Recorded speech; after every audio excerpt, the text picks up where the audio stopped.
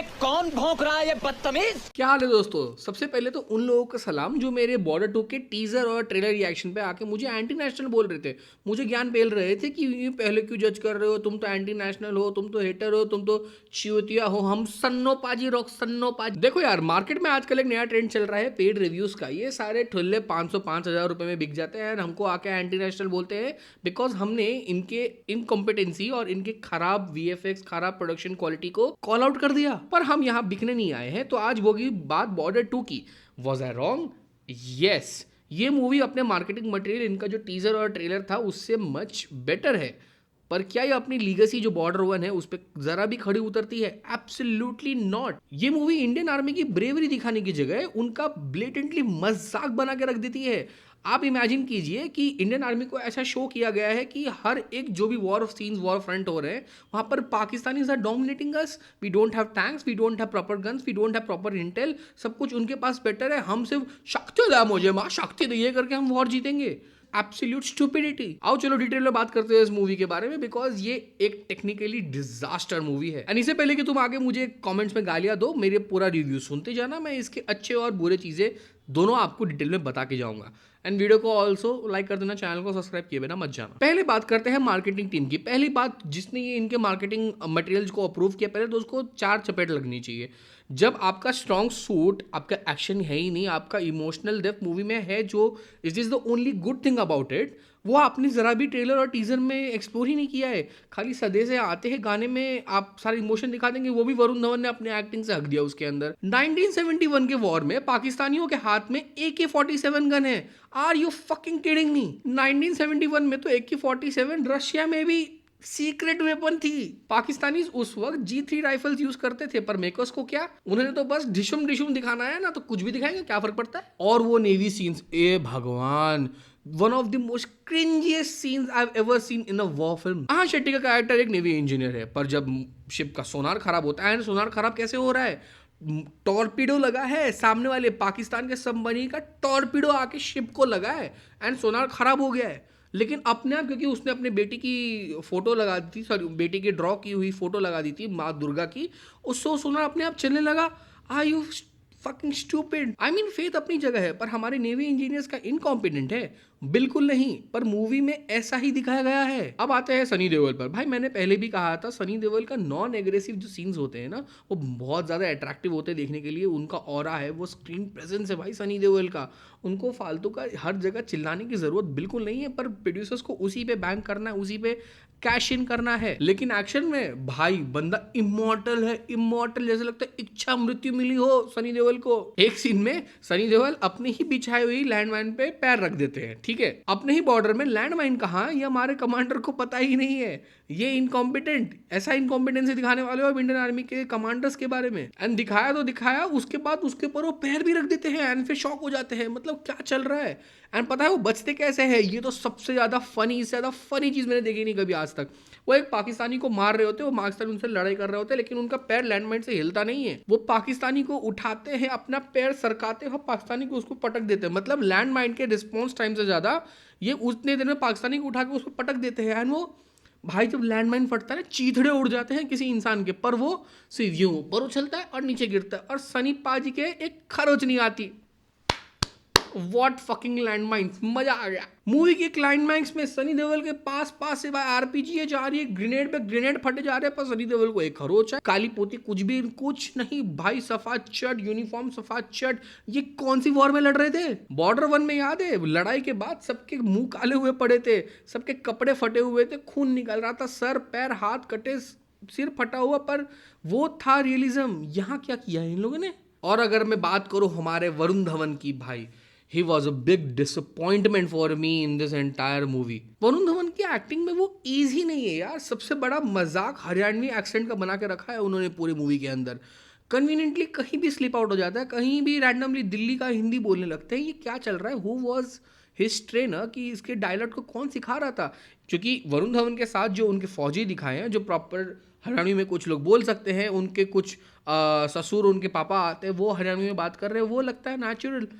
ये सिर्फ ना ना ना ना ना करके हरियाणवी बोलने लगता है। और लॉजिक की जो इन्होंने अम्मा बहन की है, वरुण धवन को पीठ पे गोली लगती है बड़ी दूर से आके, वो आगे गिर पड़ते हैं मरने की हालत पे हैं। एक सीन में काइंड ऑफ ऐसे दिखाया कि वरुण धवन मर चुके हैं, पर क्या होता है थोड़ी देर बाद, धरती मेरी माँ है, वो अचानक जाग जाते हैं एंड उसके बाद पूरी लड़ाई कर रहे हैं, वो एली में लड़ रहे हैं अंदर ट्रेंचेस के अंदर।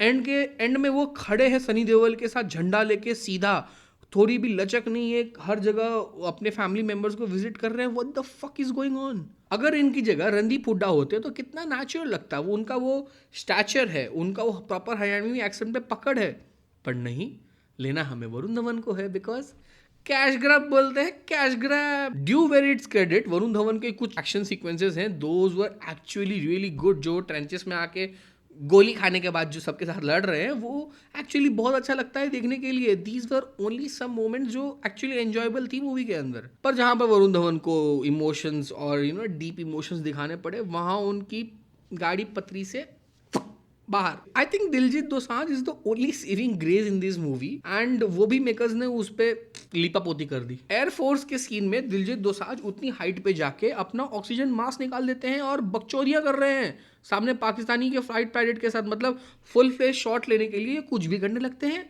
अरे उतनी ऊंचाई पे ऑक्सीजन नहीं मिलेगा, मर जाएगा कोई भी पायलट। पर हमें क्या करना है, हमें तो करनी है डायलॉग बाजी और हमें करनी है वर्टिकल बॉम्ब ड्रॉपिंग। एक जेट दूसरे जेट के ऊपर से जा रहा हो और ये वाला जेट इधर बॉम्ब ड्रॉप करेगा और इसके ऊपर डायरेक्ट गिर जाएगा। अरे कौन सी साइंस की माँ बहन करके रख दी इन्होंने। अगर एक कबूतर भी अगर उड़ते हुए हगे ना तो पीछे आके मोशन से पीछे गिरेगा, पर इनका जो मिसाइल है which is weighs in tons, वो डायरेक्टली वर्टिकली ड्रॉप हो जाता है नीचे वाले पायलट के ऊपर। What the fuck was that? Honestly बोलूँ तो इसके जो ग्राउंड वॉर सीन्स थे, जो शॉट्स थे ना, वो काफ़ी ज़्यादा इंप्रेसिव थे कहीं कहीं, पर स्पेशली इनके जो नेवी और जो इनके एयरफोर्स वाले सीन्स थे, दो were absolutely trash. Trash CGI, trash imagination and trash choreography. And ये मूवी 3 घंटा 20 मिनट लंबी है। हे भगवान, इतनी मूवी लंबी क्यों बनाई है। इंटरवल के बाद मुझे अंदर कुछ काटने लगा था कि भाई मैं घड़ी देख रहा हूँ बार बार, कब खत्म होगा। इस मूवी की थोड़ी बची कुची जो इज्जत भी किसी ने बचा ली, वो था इस मूवी का music and sound design. I would agree to that, nostalgia hit होता है, पर आप कब तक ही करने वाले हो। 3 घंटे की मूवी में सिर्फ गाना पेलने वाले हो, उससे तो काम नहीं चलने वाला। सबसे बड़ा ब्लंडर है क्लाइमैक्स। हमारे सनी पाजी को गुरुद्वारे के अंदर सुनील शेट्टी और अक्षय खन्ना के विजन्स आ रहे हैं। भगवान ये तो क्लियरली दिख रहा था इन्होंने एंड में ऐड किए, बिकॉज मूवी का रिलीज बहुत जगह मॉर्निंग शोज कैंसिल होने के बाद लेट रिलीज किया गया है। ये घटिया 2 कौड़ी का CGI करने के लिए, एंड देन लोग आते हैं कि आप इमोशंस फील नहीं कर रहे, ये मूवी इमोशंस पे बिल्ड है। अरे कहाँ गई इमोशंस। अगर मैं अपने आर्मी पर्सनल्स को, अपने पूरी आर्मी ग्रुप को इनकॉम्पिटेंट देखूँ तो मुझ में वो फीलिंग नहीं आ सकती। कौन सा इमोशन फील करूं। सुनील शेट्टी और अक्षय खन्ना के विजन सनी देओल को गुरुद्वारे में क्यों दिख रहे हैं, it doesn't make any sense. Border 2 के जो जवान है, बॉर्डर 1 जो लोंजेवाला में था, इसका कोई इंटर रिलेशन नहीं है। सनी देओल यहाँ लड़ रहे हैं, उनको उनके विजन्स कैसे हैं, मतलब डजंट मेक एनी सेंस। इसको बस कैश ग्रैब करने के लिए इन्होंने एंड में पेल दिया। स्क्रीन पे क्लियरली दिखता है लास्ट मिनट CGI करके कुछ चीज़ें ऐड की गई है एंड कुछ चीज़ें फिक्स करने की ट्राई की गई है, जो कि बहुत बुरी तरह निकल के आता है स्क्रीन पर। बॉर्डर 2 के मूवी में से अगर तुम बॉर्डर 2 नाम हटा दो और सनी देओल को निकाल दो तो ये मूवी कोई मुफ्त में भी ना देखे जाके। तो मेरा वर्डिक्ट तो यही है दोस्तों कि बॉर्डर 2 एक ऐसी मूवी है जो अपने इंडियन आर्मी पर्सनल्स को और प्लानिंग को इनकॉम्पिटेंट दिखा रहा है, एंड वो देख के मेरा ऑनेस्टली बहुत खून खोल रहा था, मैं पहले ही बता दे रहा हूँ। एंड फिर भी अगर आप इस मूवी को डिफेंड करने के लिए मेरे कमेंट सेक्शन में आते हो तो सबसे बड़ी एंटी नेशनल आप हो, मैं नहीं। अपने गिरबान में झांको, समझो और इस पे ध्यान दो जरा। आज के मॉडर्न एज सिनेमा में आप इतना घटिया काम करने वाले हो, अभी कब तक आप इमोशंस पे बैंग करने वाले हो। वो इमोशंस भी आपके कई एक्टर्स निकाल के दे भी नहीं पा रहे हैं। अरे मैं आहन शेट्टी का तो भूल ही गया, उन्होंने मूवी में भी वो भूल ही गए थे, उनको बारे में क्या ही बात करूँ। उनका एक सबसे क्रिंज सीन आया था अपने पप्पा के लिए, जो धरती मेरे माँ है, उनको भी वो सीन दे दिया। सो फकिंग क्रिंज, वो चिल्ला रहे धरती मेरे माँ शक्ति, सो पैथेटिक मैन। तो इन दी एंड इमोशनल सीक्वेंसेस कुछ अच्छे हैं, दिलजीत का परफॉर्मेंस अच्छा है, सनी देओल के भी कुछ अच्छे परफॉर्मेंसेस है इसके अंदर, पर as a overall war film is a fucking disaster. आपको क्या लगता है, इमोशंस के नाम पे क्या हमें ऐसे घटिया क्वालिटी की मूवी एक्सेप्ट करनी चाहिए? आके कमेंट्स में बताना। और हाँ, जो पेड रिव्यूज है या फिर जो भी गाली देने के लिए आने वाले इस वीडियो के अंदर, प्लेटफॉर्म इज ऑल योर्स। जितना गलियाना है गलियाओ, जितना अपना मुंह फाड़ना है फाड़ो, मुझे फर्क नहीं पड़ता, बिकॉज मुझे जो लगता है मैं हमेशा आके बोलने वाला हूँ। So enjoy in my comment section, I will enjoy it too. मिलते हैं आपको किसी अगली वीडियो में, तब तक के लिए tata, take care, bye bye, जय हिंद।